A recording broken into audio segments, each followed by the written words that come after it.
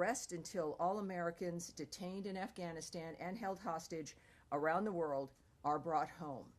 The U.S. government's highest priority is the safety and security of the American people, wherever they may be. Finally, tomorrow, April 1st, Secretary of State Marco Rubio and First Lady Melania Trump will host the 19th Annual International Women of Courage Awards ceremony here at the State Department. This prestigious event will honor 8 extraordinary women from around the world who have demonstrated exceptional courage, strength, and leadership in advocating for peace, justice, human rights, and the empowerment of women and girls. And now, I'll turn it over to your questions.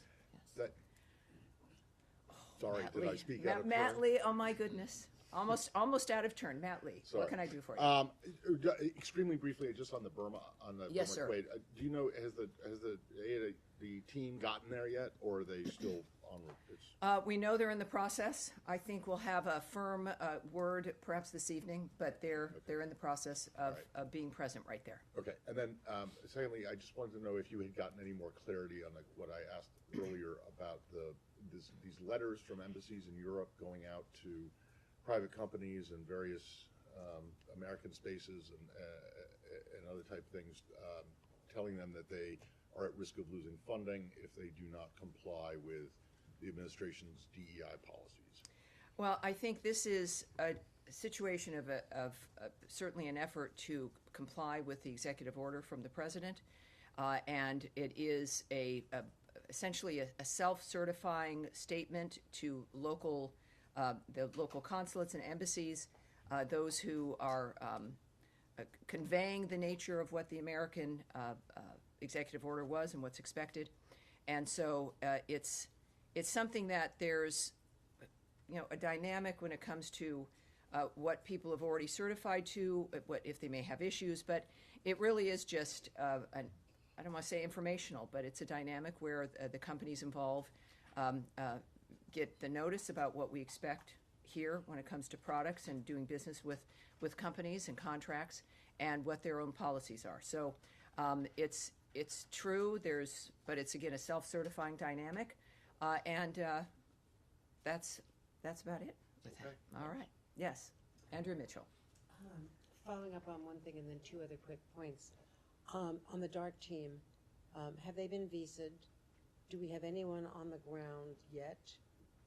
Chinese, Russian, and others are there in large numbers. We have some soldiers from Japan who've deployed. But as I understand it, we don't have any teams on the ground yet. It's been, Friday, Saturday, 4 days since the earthquake. Every day is critical. And this is apparently a direct result of USAID cutbacks in terms of the ability to launch quickly and to have a team actually in country. And secondly, I wanted to ask about VOA. There was a TRO on Friday night. Those people have received notices. As I understand it, they're off the air. They have no access, I don't believe, to their offices or their emails. And in response to the temporary restraining order Friday night, what is going to change, or will it not change pending appeal? I know you don't talk about lawsuits, but this involves an agency that is directly involved with the State Department and with our fellow journalists. Well, we don't talk about lawsuits and the nature of what's going on, regardless of whether it's an agency dealing with us or not dealing with us. That rule does not change. But let me get to Burma as well. So obviously, you've heard my opening. We send our condolences to everyone. But what we do know, and I would caution you, though, I would reject the notion that this is obviously a result of the USAID cuts and that kind of funding. There are many different elements to this dynamic, and we're also certainly in the region. We're on the ground. I can say that it could be within.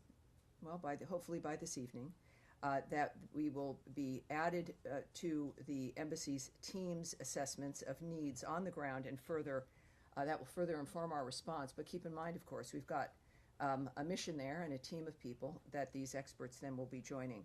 And as people know, we're providing up to $2 million through existing humanitarian partners in Burma who are working right now to support the earthquake-affected communities for the emergency shelter, food, medical, and water. So people are on the ground. We have partners that we are working with to facilitate the nature of things as they're happening at this point.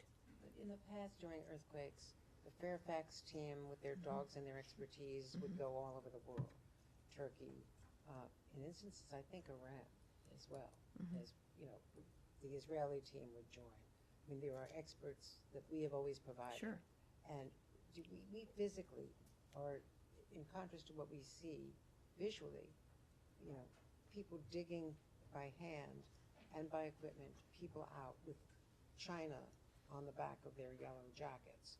We don't see any presence of U.S., you know, Well, functions I on would, the ground. I would caution that obviously right now, people are working to get this solved, to find people, to rescue people, to get people what they need, life-saving mechanisms. And the good news is, and I think we should look at it this way as well, is that we have partners that we work with that may not require us to be physically present in the nature of what it is that's being done. Partners who've been on the ground regularly, there constantly. And I think that, you know, would reject the premise that the sign of success is that we are physically there. Obviously, we are now through our missions, and we're sending experts as well. Of course, that's happening. But I think that the fact that we've got partners that we work with, that our goals can be achieved through the work that we do with others around the world, is something. When I've said this over in general with the reform that the government is going through with the lead of President Trump, is that certain things won't necessarily look the same, but the success and the work and our impact will still be there. And this perhaps is part of that dynamic. So I would say that, of course, not just when it comes to our experts, who are also not just on their way, but based in Bangkok, Thailand, the Manila, Philippines, and Washington, that we are doing work from here. We have remarkable partners we're working with on the ground, and we remain in communication with our international partners, including the Quad, which is Australia, India, and Japan, to ensure effective coordination with each respective nation's response efforts. We're also pleased to see other donors provide assistance in the aftermath of the earthquake. And I'll tell you, it is the people of Burma who are getting the urgent aid that they need right now, and that we are certainly, again, pleased when it comes to whatever donors are going in the region to assist those individuals. And we are part of that framework. You know, that's, I think, what's most important here, and a reminder that the aid can continue, and it may simply look different, and it may involve more partners, but we certainly are focused on this, and we'll have more information for you this evening. All right. Yes, go ahead. On the deportations, the Secretary announced this morning. So are we done? Do we want to, 1 second, any more questions on Burma? Do you want, yes, sir, go ahead, and then we'll come right back. Question. Sure. Can you tell us when you received the formal request from the authorities there and what they were asking for specifically? You know, I can tell you that we have finally received a formal request. I did not get exactly when that came in, but we do have the formal request. So that has unlocked a bit more of what we now are able to do. And so when we think about what's happening and what are the effects of that determines our ability of where we move and how we do it, that certainly, that part of the protocol has finally happened. And can you say what they requested specifically? I can't at this point, no. Okay. Yes, all right, let's go. What authority was used to deport these 17 alleged gang members to El Salvador? What Was I it the can, Alien Enemies Sure, Act? sure. There is a few things, including a tweet and a statement from the Secretary. And I'm going to get that for you right now. Hold on here.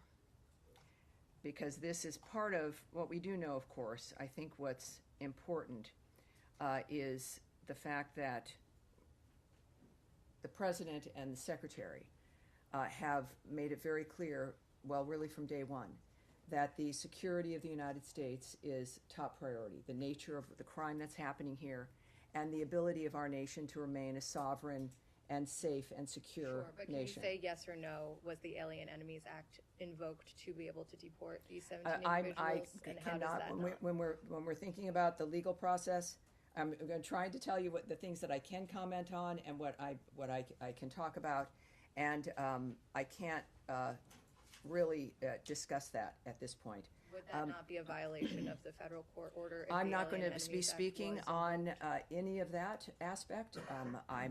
That, of course, is something you can also ask the White House about, and DHS. I think that is perhaps where your question should be put, but I'm not going to comment on any legal aspects regarding this. Yes, sir. Sorry. Thank you so much, Jonathan from Airway News. Majority of the Americans believe that President Trump is a blessing.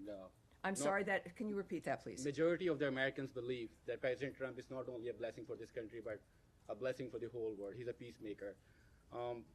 But in many parts of the world, like Indian-occupied Kashmir, Afghanistan, and in many African nations, people are waiting for President to help his bold decision to lift them out of misery.